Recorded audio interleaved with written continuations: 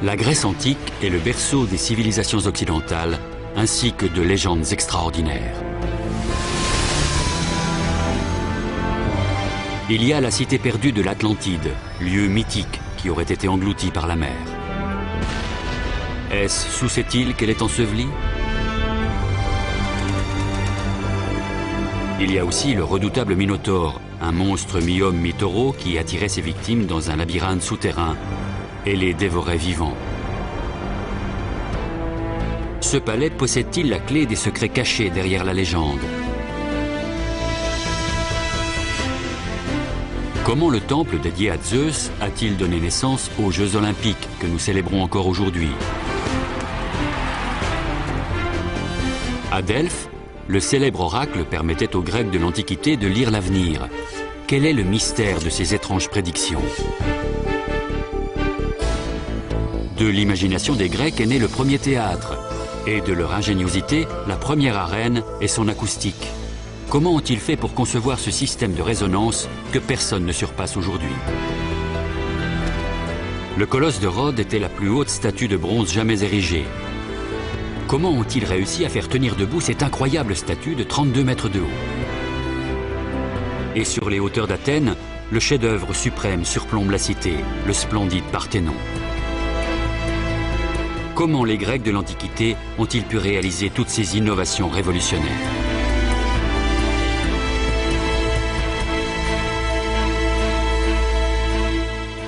Les Grecs anciens ont accompli des chefs-d'œuvre tout aussi extraordinaires que leurs fabuleuses légendes.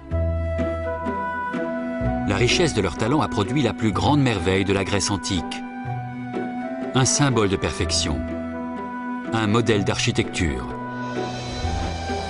le Parthénon. Couronnant l'Acropole, la colline sacrée qui surplombe Athènes, le Parthénon a été bâti pour célébrer le succès de la cité. Il résiste au passage du temps depuis 2500 ans. L'histoire de sa construction est tout aussi remarquable que son architecture elle-même. Ce nouvel édifice grandiose, qui sortait de terre au milieu d'un champ de ruines, était tout un symbole pour les Athéniens. Il leur montrait qu'après avoir été pratiquement anéantis par les Perses, ils avaient repris la situation en main et remontaient la pente. C'était le témoin de leur retour à la prospérité. Le Parthénon n'avait rien d'un temple ordinaire. La majesté de ses proportions extérieures rivalisait avec la splendeur de son intérieur, orné de sculptures et de frises en relief coloré. Mais les deux hommes responsables de sa construction allaient se heurter à de vives critiques. Phidias était le maître d'œuvre des travaux. Il était le plus grand sculpteur de son temps. Et Périclès, l'homme politique athénien qui en était le commanditaire. Le Parthénon s'inscrivait dans un vaste programme de renouveau conçu par Périclès pour transformer Athènes, pour en faire un modèle aux yeux du reste du monde grec. C'était une grande idée, mais comment allait-il la financer? Il s'est servi de l'argent versé par les alliés d'Athènes pour contribuer aux dépenses de la guerre contre la Perse. La guerre s'était si bien passée pour les Grecs qu'ils n'avaient pas utilisé tout l'argent, et Périclès en détournait une grande partie au profit du Parthénon. Ses adversaires politiques ont saisi l'occasion, disant que c'était une honte, qu'Athènes se conduisait mal vis-à-vis des autres Grecs. Restant sourd aux attaques politiques, Périclès puisa dans les fonds militaires et lança les travaux du Parthénon. Avec des dimensions de 69 mètres de long sur 30 mètres de large, il nécessita des milliers de tonnes d'un marbre au prix exorbitant. Qualifié de pierre scintillante, il est choisi dans des carrières qui existent encore aujourd'hui sur le mont Pentélique, à une dizaine de kilomètres d'Athènes. Il fallait ensuite trouver un système pour hisser les énormes tambours de colonnes le long des pentes abruptes de l'Acropole. L'Acropole est située très haut au-dessus de la ville. Il aurait été difficile d'employer des charrettes pour monter les tambours de colonnes jusqu'ici. Ils ont probablement utilisé un système inventé plus d'un siècle auparavant, un cadre de bois fixé autour du tambour. Attelé à des bœufs, ils pouvaient hisser les pierres au sommet. Ça ressemblait à une sorte de rouleau compresseur. Sur le site même du chantier, ils utilisaient certainement des grues munies d'un système de poulies pour soulever les énormes blocs de pierre. La force de levage était fournie par un treuil fixé à l'arrière de la structure.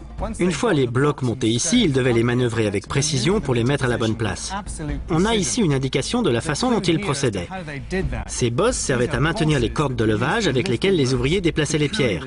Le travail fini, ils les coupaient à ras, mais une guerre a éclaté avant que les ouvriers aient pu terminer. Mais le génie caché de la construction repose sur la compréhension de la perspective qu'avaient les Grecs de l'Antiquité, qui n'a été surpassée qu'à la Renaissance. On dit souvent qu'il n'y a pas une seule ligne droite dans le Parthénon. Ce n'est pas tout à fait juste. Certaines lignes paraissent droites alors qu'en réalité elles ne le sont pas.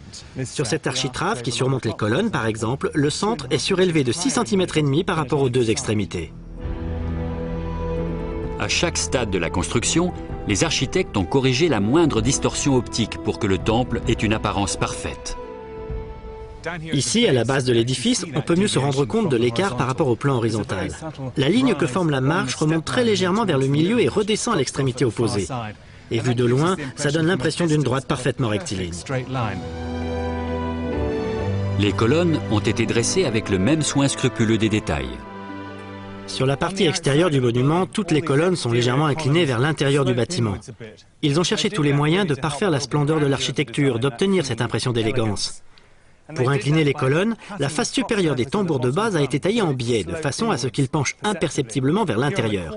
Et ici, dans l'angle, le tambour de base est légèrement tourné sur lui-même pour que la colonne d'angle s'élève le long d'une diagonale extrêmement précise, orientée vers le centre de l'édifice.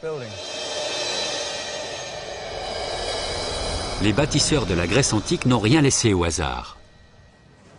On pourrait croire que des blocs de pierre de cette taille ne peuvent pas bouger, mais pour plus de sûreté, les Grecs utilisaient des agrafes pour les maintenir en place. Vous voyez ici l'une des agrafes métalliques d'origine, qu'on a décellée récemment pour restaurer la rainure dans laquelle elle était fixée. On la plaçait dans le creux de cette façon et on remplissait la rainure de plomb fondu qui, une fois solidifié, maintenait les blocs ensemble. En fait, ces agrafes ne sont pas d'un grand renfort en temps normal, mais en cas de tremblement de terre, elles aident à maintenir la cohésion de l'assemblage des pierres. C'est peut-être l'une des raisons pour lesquelles le Parthénon est toujours là aujourd'hui. La pièce maîtresse de cet immense édifice se trouvait à l'intérieur. Phidias a créé pour le temple la statue la plus somptueuse et la plus imposante qui soit. Elle représentait la déesse Athéna à laquelle était dédié le monument. C'était un chef-d'œuvre d'or et d'ivoire. Une statue si extravagante qu'elle a coûté plus de la moitié du budget du Parthénon tout entier. Du haut de ses 12 mètres, la statue d'Athéna dominait l'intérieur du temple et saisissait tous ceux qui venaient la vénérer. La statue d'Athéna était recouverte de plus d'1 tonne d'or. La réalisation de ce seul plaquage d'or a coûté légèrement plus cher que la construction de l'ensemble de l'édifice du Parthénon. Une frise époustouflante de 160 mètres de long dépeignait la procession annuelle en l'honneur de la déesse. Les scènes de marbre blanc que nous pouvons voir aujourd'hui devaient être très différentes il y a 2500 ans, quand elles étaient peintes de couleurs vives. Mais ce chef-d'œuvre ne connut pas un succès immédiat à son époque. Les détracteurs de Périclès lui reprochaient d'affubler le Parthénon comme une femme prétentieuse. Une insulte dirigée à la fois contre son édifice et sa compagne Aspasie, qui n'était pas issue de l'élite athénienne. Un auteur grec nous renseigne en détail sur le comportement d'une femme prétentieuse. Elle portait des chaussures à semelles compensées pour paraître plus grande et faire croire qu'elle était d'une lignée aristocratique. Elle se fardait les joues de rouge pour paraître plus jeune et plus belle qu'elle ne l'était en réalité. Et par-dessus tout, elle se plâtrait le visage d'une poudre blanche à base de plomb pour avoir la pâleur qui était alors à la mode chez les femmes de l'aristocratie. Et les rivaux de Périclès l'ont accusé d'avoir la même prétention en se servant de l'or des autres Grecs pour qu'Athènes paraisse plus riche qu'elle ne l'était vraiment. Aggravant davantage le discrédit de Périclès, Phidias, le sculpteur et maître d'œuvre du Parthénon, est accusé de détourner une partie de l'or de la statue. Et plus encore, il est accusé de blasphème pour avoir représenté son image et celle de son mécène parmi les personnages sacrés sculptés sur le bouclier d'Athéna. Le sculpteur Phidias semble avoir été l'ami de Périclès. Et on a l'impression que les ennemis de ce dernier lui ont fait subir une partie des foudres qu'il destinait à Périclès lui-même. On sait par exemple qu'il a été emprisonné à Athènes pour détournement de l'or destiné à la statue. Mais Phidias et les autres artisans du Parthénon n'étaient pas considérés comme des héros de la civilisation grecque, contrairement à l'image qu'on veut leur donner aujourd'hui. Après avoir suscité en son temps un scandale de plusieurs années, le Parthénon est aujourd'hui un symbole de perfection architecturale pour l'éternité. Les ravages de la guerre et de la pollution l'ont ébranlé, mais le temple des temples a résisté. Le Parthénon est une immense démonstration architecturale. C'est un édifice qui a une valeur de modèle idéal. Il incarne la réunion de la connaissance de la pierre et du marbre, de la maîtrise de la taille et de l'assemblage, de la géométrie, des formes et des proportions. C'est une réalisation qui est véritablement restée sans égale pendant des milliers d'années. Ces 7 merveilles de la Grèce antique sont l'héritage que nous a laissé l'une des plus grandes civilisations du monde. Elles ont donné à l'humanité un modèle d'imagination, d'inventivité, de courage et de détermination pour guider l'architecture dans le monde moderne.